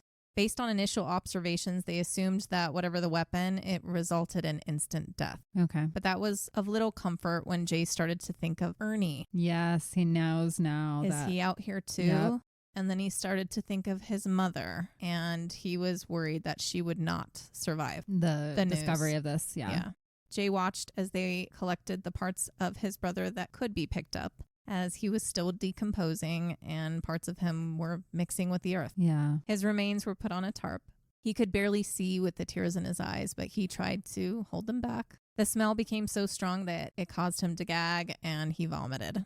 At the time, they didn't realize that the sledgehammer and mattock used to dismember him and dig the grave were right there near the stream, rusting over, hiding in the brush. Okay. They just missed it. Yeah.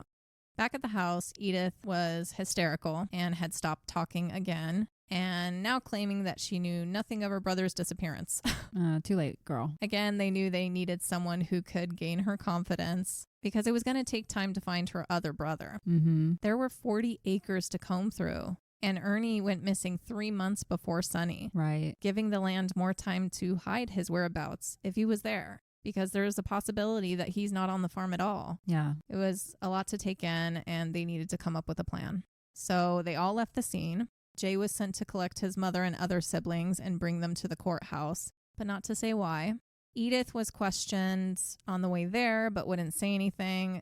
She believed Toivo's lies that she would go to prison if she talked. Oh, yep. So she was soon acting not like helpful. This stoic accomplice. She was silent. Before she was a scared little girl, and now she's just blank face. Mm-hmm. She was locked up in one room, and her family was locked up in another, but not Jay. And down the hall in a jail cell was Clifford. Yep. Small town. Put them all in the same place. They only have like 5 cells. I know. They sent in the same woman officer they had before to talk with Edith. Her name was Marion Doughty. Even though it didn't work before, they still figured a friendly face was better than someone brand new. Yeah. So Marion tried a little bit of a different approach, still motherly, but this time stern because someone was dead now. Yep. She Serious. couldn't baby the little girl, Mm-hmm. and it worked. Good. Edith soon told her everything, and by the end of it, she was less worried about what charges she might face and more worried about what Clifford would do to her family if he Aw. ever got out. Yeah. Turns out, Edith knew everything this entire time. After Clifford killed Ernie, he showed Edith where he buried him. Oh, wow. Before Christmas, he took her out to the barn and showed her the pile of manure Ernie's grave was under. Okay. He probably like used that as a threat towards her. Like, look what I did to your brothers. I'll do this to you if you ever say anything. And I did this for you, so it's your fault. So, yeah, and you're an accomplice now because I've shared it with you. Exactly. So you're going to go to jail. Like the tactics we know they use, these assholes. I know. But where Ernie's body was that same pile he didn't let the younger boys use when fertilizing that spring. And he did the same thing after he killed Sonny. He took her to where he buried him. Same thing. Mm-hmm. So the next day, the cops all go back out to the property and they're trying to find Ernie. They found this old manure pile that Edith had told them about. They moved it all out of the way and they started digging, but they found nothing. Okay. They tried other areas inside the barn, still nothing. They searched the property for anything that might stand out, but again, it was 40 acres. Yeah. So they're confused and frustrated, and they go back to the courthouse because obviously he lied to Edith. Okay. He just showed her a manure pile, but he didn't show her the body. Mm-hmm. So they pulled Clifford out of the cell and interrogated him. At first, he pulled the same story of not knowing anything, yada, yada. But soon, he changed his tune when they showed him the pictures of Sonny's remains. Yeah. Like, you're going to jail, dude. That Edith confessed. Yep. And that was a shock for him. He thought he had her. How could he have trusted Granville, too? The guy in his cell. True. He immediately ratted on him, apparently. And Edith, his beloved child. It couldn't be true. But the evidence was there, so Clifford asked for a cigarette and nonchalantly said, "Well, you got me, boys." It's just like a movie. I know. You got me, boys. And then proceeded to tell yet another tale that would haunt the Grimm family members forever. Oh, God. His version of events went a little differently. He started by stating that he would kill them again and wish he had a chance to kill Howard too. Okay. He said his killing of her brothers were justified. He claimed that her older brothers were all sexually assaulting her from a young age. Oh my God. He said that she confided this and asked for his support. Oh my God. He claimed that he confronted all 3 of them, Howard, Ernie, and Sonny, and that none denied the allegations and told him to simply stay out of their family business. Oh my God. He said they were jealous of his connection with Edith and sudden loyalty to him of their own family members, and that is why they wanted him gone. Uh-huh. He planned to kill Howard the weekend before he was arrested because Howard was supposed to come back to the farm then. Oh, shit. So he had plans. He did. Glad Howard stayed away. Yeah. Of course, they didn't believe him about the other stuff. Of course not. But they didn't say anything and let him continue his little confession. But I bring that up because it's not really talked about the rest of the story, but it's this accusation that lingers. Once you do say that and you claim someone has assaulted a child, it's there. It's there. Mm-hmm. I pretty much already described how he lured Ernie and killed him before. Yeah. But this is him giving his account now. So he did shoot him once, but the death wasn't instant. He ended up having to hit him in the head twice with the barrel of his gun, which crushed his skull. Okay. The second blow broke off the wooden stock from the Winchester rifle. He then snuck back in to give a kiss to Edith, like he did, and tell her the deed was done before heading back out to hide the body in the pile of manure before the other boys woke up in the morning, because they do wake up at the crack of dawn to start doing chores before they go to school. Mm-hmm. Sonny's death was similar. He was the only one working outside. Ethel was gone visiting her brother. The kids were at school. Clifford told the old man that he was going to go hunting, so he took a gun and left. Another Winchester. See, they're everywhere back then. Back in the days. He confronted Sonny out there and they argued again. Yep. He said that he started walking away as Sonny went back to working on the pipes, and he turned around and shot him. This time, Sonny did die instantly. Okay. Which is evident from the hole missing from half of his face. His skull. He covered his body with tons of branches and leaves and went back to the house. So he was just left out there for a while. Until he could go back at night. He would have to bury him later. When Edith got home from school, he told her. He made sure to make her complicit by telling her. And the other thing he used, too, is he knew that back then it might result in being hung. Oh, so he was literally threatening her that you're going to be hung alongside with me if you ever say anything.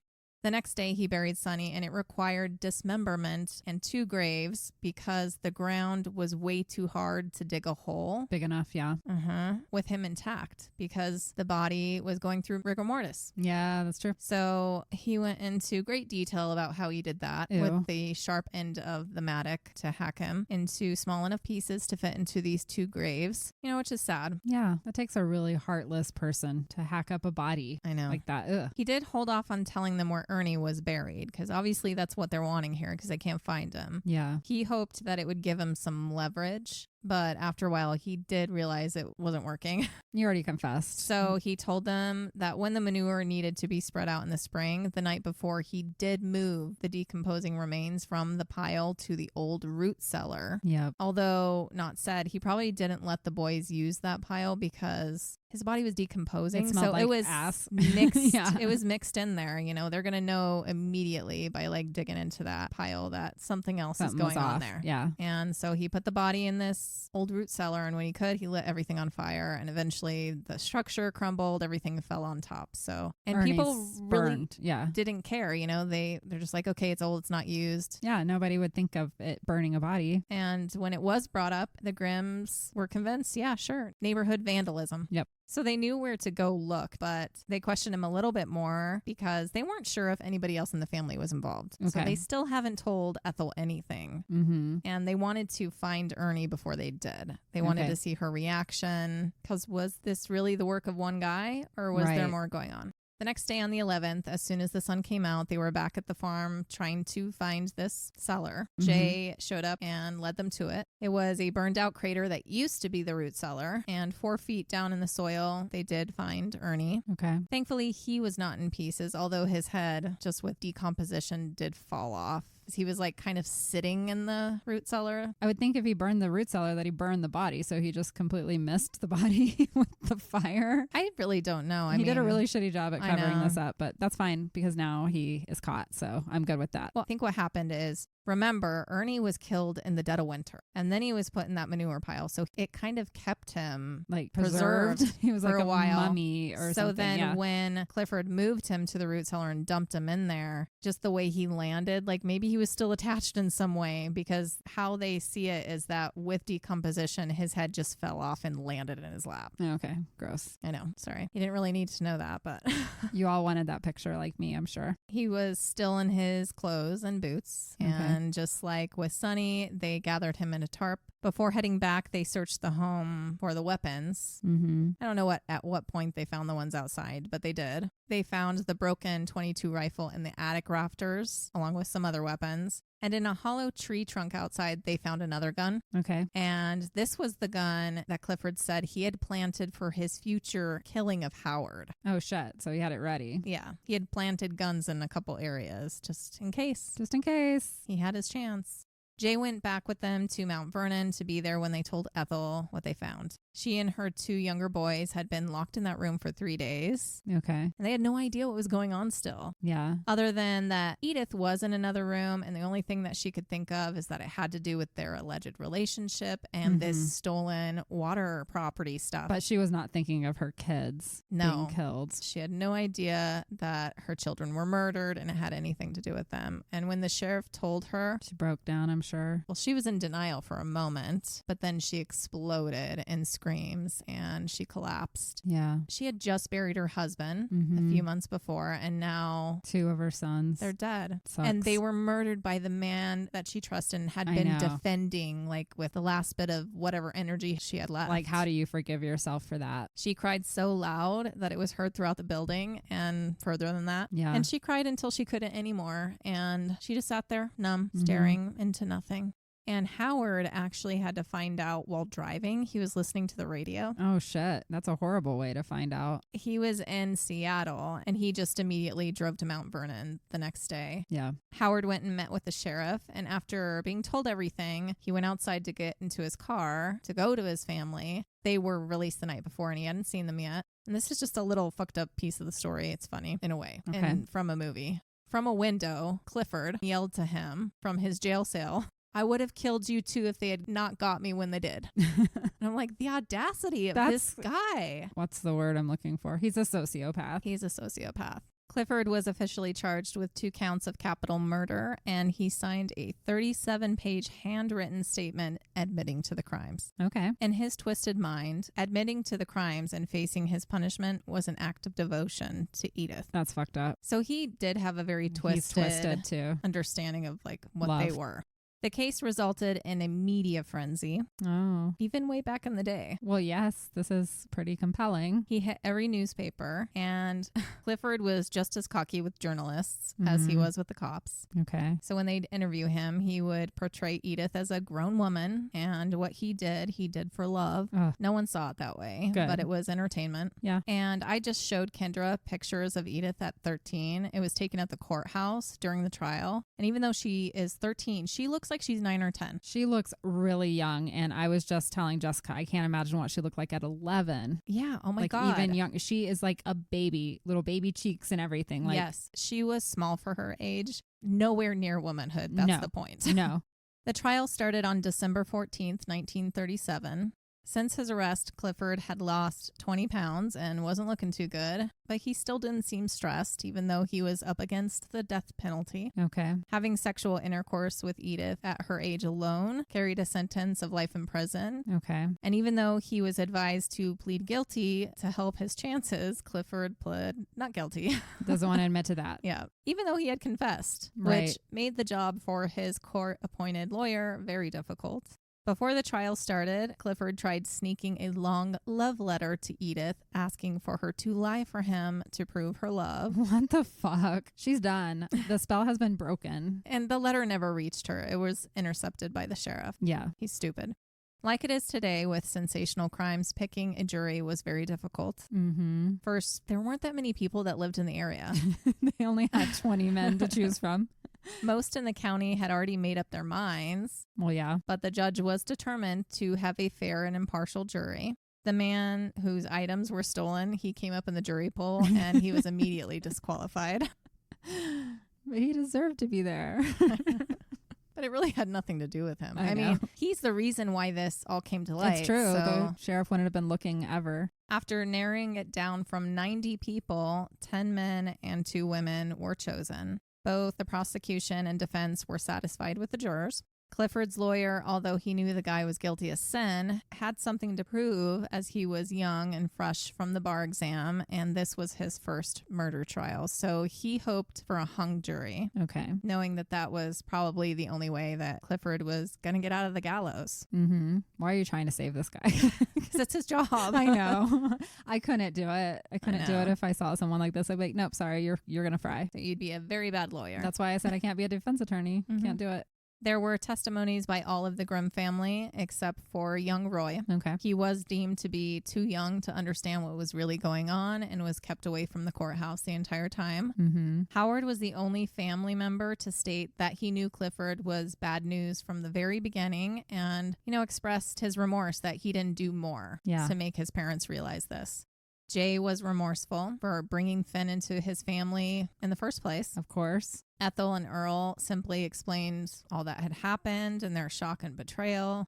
Edith explained how the relationship started, how he manipulated her, and what led to everything. And she had to sit in the same room with him, and she did not look at him once. Good. But he stared her down in hopes that she would meet eyes with him and that magically she would remember their love Oh my God. and change what she was saying, but she didn't. She didn't love him. She was a victim, and she realized it at that point, hopefully. There was one change once Clifford took the stand. Even though he had pleaded not guilty, he decided to just tell the truth about everything because he heard a rumor that Edith was pregnant and he thought he needed to just help her out by telling the truth. This was not true. She was not pregnant. Well, I'm glad she was not. Yes, that would just complicate everything else. He claimed, again, that it was self-defense, saying that they were about to kill him. And in both instances, he just was able to get to them first. Okay. And he never planned to kill them.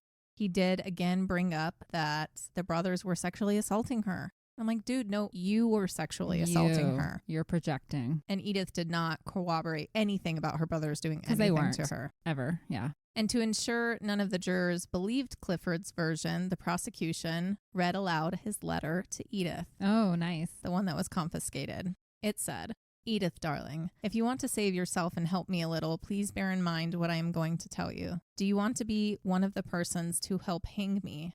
And also, dear, if you go against me in court, you will get yourself in the reform school, and you know what I told you about that place. Okay. Because he used to be in like a boys' school when he got in trouble back in the day. You will have to admit in court that the reason you didn't tell on me for killing them was because you loved me and didn't want to lose me. Otherwise, they will make it look like you helped me. Then it will force me to tell about something else we did. Oh, no. I will have to tell all that in court if you talk too much. Just imagine what that will do to your reputation. Oh, my God. We're seeing how he groomed her. Yes. Read this carefully, he wrote on another line. Do not say in court that you ever heard me plan to kill Sonny or Ernest. You must not admit that we were ever intimate more than a couple of times. Oh, and he testified that they had only had sex once, so he's already made a mistake here. And don't admit that I ever gave you morphine. Oh, shit. So he drugged her. Yeah. So in the trial, it was brought up that Clifford might have started giving her morphine as a way to get her to go along with the sexual encounters. Of course. So with what he's saying, it kind of sounds like he did. Yeah. And Edith testified at some point that he, quote, gave her something on occasion. So she didn't really know what it was. Okay. He finishes by saying, I still love you with all my heart, but is it true what I read in the Herald that you told the attorney that you do not love me anymore? The next line down, it simply said, do as I say, Toivo. Okay, fuck you, Toivo. Toivo, Clifford, Finn. So you can just in that little letter, you can see he goes back and forth. Yeah, up and down. I love you, but don't do this. I love you, but I will kill you. Like, I know. No. That letter was the nail in the coffin and the last testimony of the trial before ending statements. Good job to place that right there. This was December 17th, exactly 1 year after Ernie was killed and 3 days after the trial started. The jurors departed to deliberate. It took them only 43 minutes to decide. Good. They found him guilty and worthy of the death penalty. Good. And it was the first death penalty sentence for Skagit County. But overall, he would be the 41st person to face execution since Washington became a state. Okay. Later that night, when questioned by a reporter about his feelings on his sentence, he said, I would rather die than go to prison for life. Okay. The judge confirmed his death penalty a week later, and he was scheduled to be hanged February 23rd, 1938. Okay. He spent 2 months waiting for his death day, incarcerated at the state penitentiary in Walla Walla, Washington, which I just love. I love saying that name. He said yes to being interviewed by anyone who came to see him in exchange for cigarettes, but still told the same fabricated story and embellished more and more about his fantasy life leading up to him being with the Grimms, just making himself out to be this like notorious gangster. Oh yeah, I'm so badass. For once, he was somebody, and even though he was about to die, he just wanted to get his story out there, even though it was fake. It's 10 seconds of fame. Leading up to the fateful day, the governor did receive a decent amount of telegrams asking for clemency for him. What? Why? And 2 of these came from his maternal grandmother and aunt. Okay, those kind of make sense, but nobody else. Yeah. I think it's just more from people who do not believe in the death penalty, I go back and forth, but I believe in the death penalty when it's very, very clear. Yeah, I've always struggled with my opinions on it. Yeah. But some crimes are just... Like this one, I'm all for it. She's a child. Yeah. Anybody that can touch a child, sorry. You got to get them out because there can't be any chance that they're ever released on parole because they'll never stop. The governor did not entertain any of it. Good. While the nation was waiting for his execution, Ethel and her family were attempting to get back to normal life, even though nothing for them was ever going to be normal again. No. And that included Edith. The kids went back to school, but they were all tortured by classmates. Oh, God. It was very hard for them. And no one was more anxious for his death than Edith. Like, she was just a complete mess. I bet. And again, I showed you what she looked like. She's a Imagine child. all of this going on in this little kid's brain. I can't even comprehend. I just feel so sorry for this poor little girl. At his sentencing hearing, he waived his right to an appeal, but just a couple weeks before his execution date, he begged for his lawyer to do the appeal, and it was impossible. Yeah, it's too late. Sorry. He had no choice but to accept his fate. So in his last couple days, he made peace with God after spending time with a pastor, and he was ready. The night before he was to be hanged, he received his last meal, which was baked chicken, potatoes, ice cream, and pie.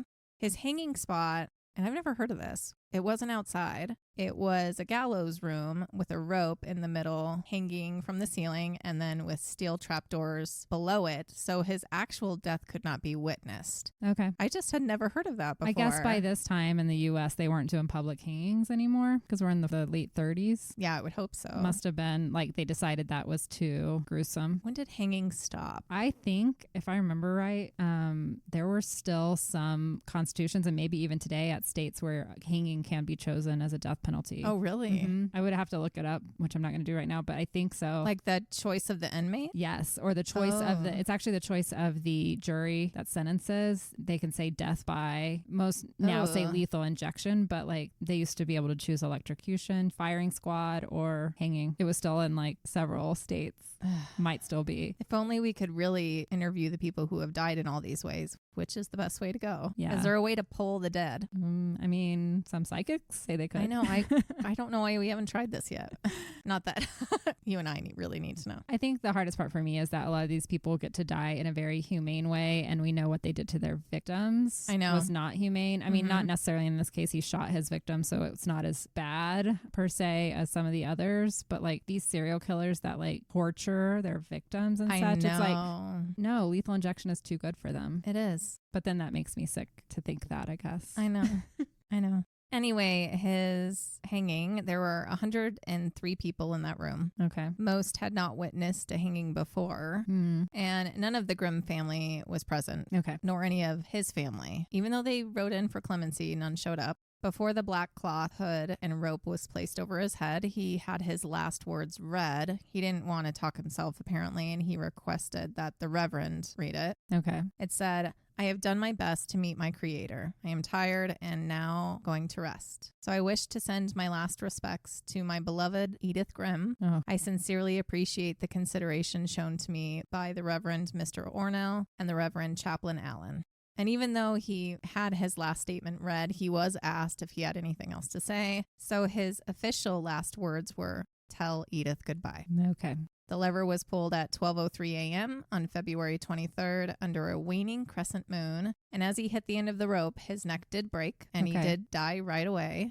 Which, we just talked about it. I am thankful for that with the whole hanging thing because some of them hang for like 40 minutes. We've talked about it, and that's... What was the one I just did? And I said he was there for like 20 minutes. I can't remember, but I did the one that was for the Whaley house, and he hung for a long time. Yeah. And he wasn't even the bad guy. It was a mistaken identity. So that's the one thing about the death penalty is you have to be 1,000,000% sure. And if we are, that's another thing. But if we're not. Yes. And I always go back to who wants to sit there and watch that? I know. I don't want to watch somebody back then, wriggling. The morbid curiosity was probably they watched accepted. They watched guillotines back in the day, and those didn't always take their head off right away. Or maybe the guillotine did, but when they used the axe, they would miss. They would hit him in the back or the head or something. No. Oh my God. Anyways, I'm glad we don't have that today. Yes. Although we have television that we watch. I mean, I watch Squid Games, and that has some pretty... but we block that out because it's not real. It's not real. But it does happen. So it is kind of It is real up. somewhere. There's probably a Squid Game happening. I know. In this world. Oh, for sure. There's probably tons of them. Lots of rich people. Yes. Scary to think about. And it just gives like trafficking a whole other meaning too. Yeah. Okay, anyway, he was buried the next day in the prison cemetery, and his stone did not have his name or his date of birth or the date of his death. It just had his prison number. Yep. Although by today's standards, he wouldn't have been considered a serial killer if he had the chance to kill Howard like he wanted to. He would have been. He was definitely a psychopath. Yes. Add in the rape and the grooming of Edith. He was just no good. And if you consider the girl who died from the botched abortion procedure, even though there was no justice there, she was young and he did that at a young age. So I believe as years went on, He would have kept going. yeah, he lacked empathy and remorse until his last breath. He really did. But he was obsessed with Edith. Yes, he was obsessed with her. I think that he would have continued to harm anyone who came near that family or Yes. didn't want them to be together or Yeah. question things. So even the dog. That's true. He definitely killed that dog. Yeah. After his execution, life for the Grimm family was not easy.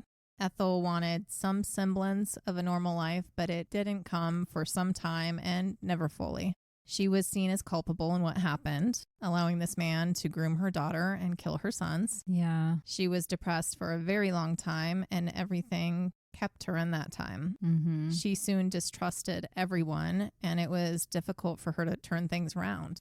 That was until she met a new man. His name was Lewis Winfield Scott. He originally hired her as his housekeeper to help her out. They married in November of 1943, and this was just a marriage of convenience. Okay. His wife had passed away, and he needed a live-in caregiver, and it gave her what she needed. So she sold the farm, she had somewhere to live, and she changed her name, which she really wanted to do. She was tired of the gossip and stares, but it hurt her feelings because she did love her husband, you know? Yeah, that was the love of her life. But life was never full of joy for her again. She lived out her days with this man. It was a simple life. She never experienced any modern comforts so many had by that point. She never owned a TV. She never got electric appliances that she hoped for. Yeah. But she loved all her grandchildren, and she did stay close to her children, Okay. except Edith. I could see that. I don't know if they talked to each other through letters. I'll get to Edith in a moment, but she eventually had a form of dementia that allowed her kind of to forget what happened. And she ended up dying at Northern State Hospital in 1965, which was the same hospital her beloved husband had died in 28 years before. Interesting. Howard, Jay, and Earl joined the Army after all this at the start of World War II.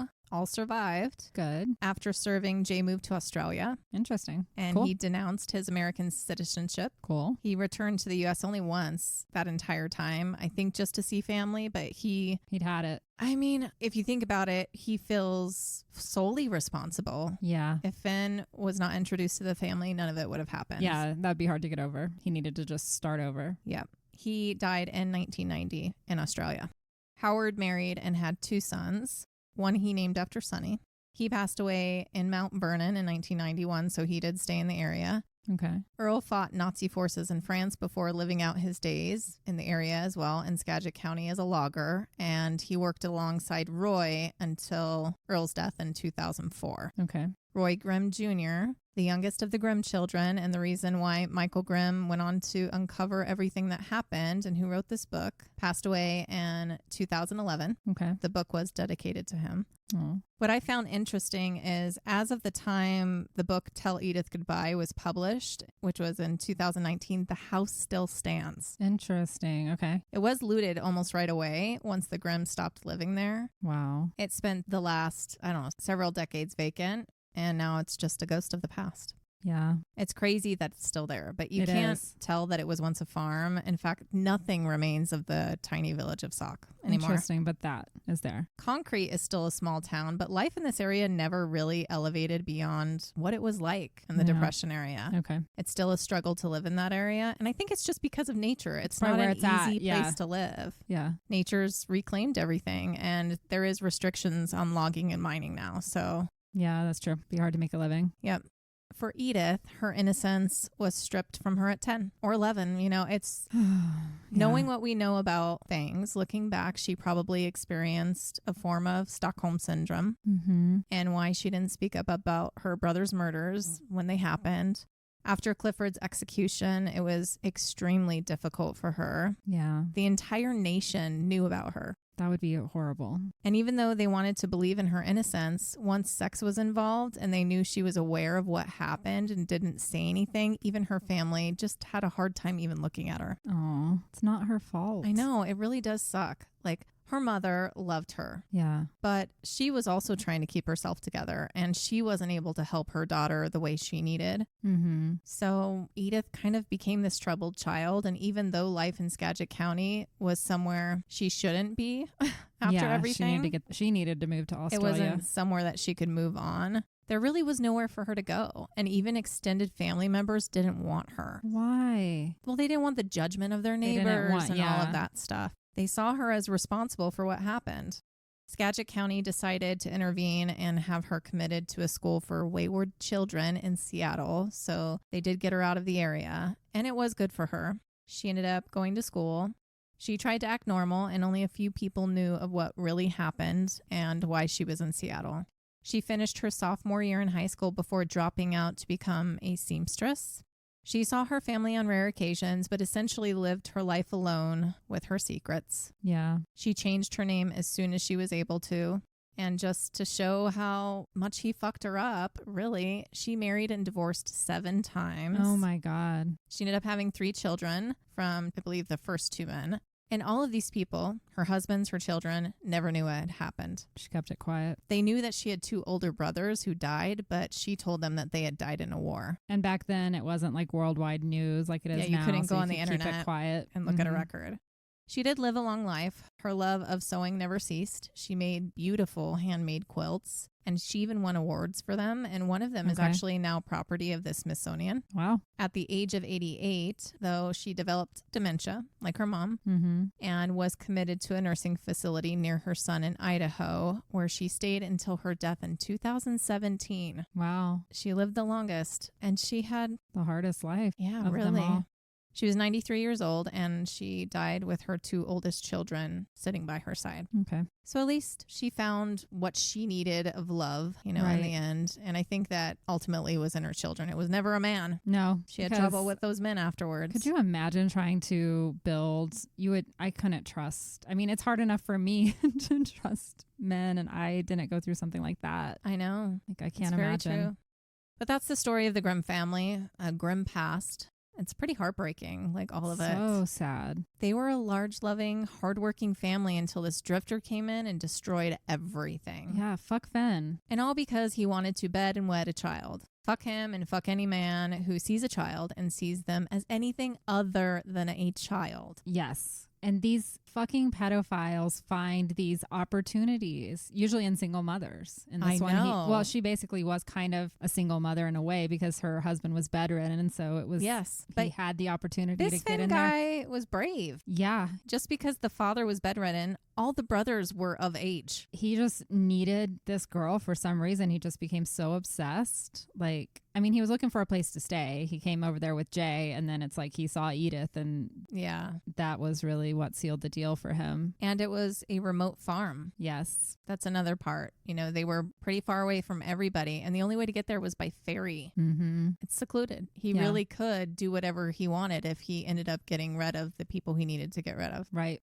But he's gone, and this was a long time ago. It's just a crazy story. I thought it would be interesting to talk about it. Well, I love it because it's something that's not probably ever heard of before, and it just came to you, which means the story needed to get out. That's how I view it. Okay. If this book came to you and you felt, compelled to bring it to the podcast, and it's a very interesting story, albeit very sad. But it's also just a tale of be careful who you let into your life. Exactly. And all of this happened in like a 2-year period. Yes. It's just That's how quickly this family lost everything Mm-hmm. because of one man. Oh, Yeah. fuck him. Fuck him. Well, thank you for doing this episode. By the time this episode comes out, it will have been, 2 weeks, and Trump will have been president for a while. Oh my God, I don't even and, want to live in that reality. I mean, the U.S. could have dissolved into chaos at this point. We don't know. Hopefully this is still out there and you're I don't know. listening. And for everybody else who's not from here, I don't know, is it entertaining at least? I think they're all worried for us. I know. They know that there's a lot of good people here that don't want this. Yes. And the people who voted for him are going to realize real quickly they don't want this. There are some people who are still freaking holding on so hard, though. They are like Ethel. They are in delusion. Like, I've seen comments of, we're about to be unbidened. Get it? Like, and it's just like unburdened. some of the stuff some of these people are saying, like on Instagram, like, all the people upset over TikTok, get over it. And I'm like, you just showed that you are not awakened to me. That's all that means to me. Yeah. If you don't have TikTok, you haven't been on TikTok, you don't watch things on TikTok, to me, you are just not up to speed with what's going on in the world. And You're not. It's going to be difficult to talk to you. That's all. And we have brought it up several times on here. If you're not on TikTok, get on TikTok because it is the source of what's really happening in everyday lives of people all over the world. And I don't understand, like you said, it's so hard because those who are not on TikTok, and I know a lot of people who are not, they live in an alternate reality. I know. They literally think that this is just another presidency and everything's going to be the same. And in 4 years, we'll go back to like something different. I'm like, no, this could be the end of our democracy. And I am not like a conspiracy theorist, all of that, although I have become more of that. This is reality on TikTok. You see this because there is so much shit that they're never going to say anywhere else. Facebook and Instagram are censored. They are owned by the billionaires that are going to be at the inauguration tomorrow with Trump. So, and you know, even though we wish it was still the case, TikTok may not be the source anymore either. So head over to Red Note because over there, China won't give a shit what we say about the U.S. They'll laugh. As long as you don't say anything bad about China, you can say whatever you want on Red Note. And we still see what's going on in other parts of the world there too. And I want to move to China now after seeing their cities through a lens of real everyday life in China. Some of the cities there, I've never seen anything like it in my life. They're insanely beautiful. It's crazy. And they're welcoming. Yes, they are. They're very sweet. They're very happy to have us there and to have the dialogue between two countries that have always been put at odds against each other and realizing that we're all just people. Yeah, it's a history making moment. And there's an app, I guess, for Russia too that's very similar. And I'm like, really? oh, we need to go do that. Now I'm like, is there one for Japan? Is there, right. you know, I Human want to know connection. Where other people are because we're actually going to connect with people in a more sincere way, honestly, through their apps than this collective app. And I'm like, maybe that's what we do. We're just part of all these other apps. My worry is they're going to catch on and ban that shit too. So just all we have to do is keep migrating to where we can stay together because the cat's out of the bag. It's the government's putting us against each other. Yes. Nobody absolutely. wants this. Nobody wants to live in a state where we are told what we can and cannot do when we're not hurting anyone. I know. Anyway, go communicate with people elsewhere. Yes. Open up your mind a little bit. Find us on social media. We are still on Instagram and Facebook at the moment. And we hopefully are still on TikTok if it's still up. All at Lucid Lab Podcast, one word. And now we're on Red Note. Please email any questions, suggestions, or stories to lucidlabpodcast@gmail.com. And we'll be back next Tuesday with a new episode. And in the meantime, stay ever so lucid. bye. Goodbye.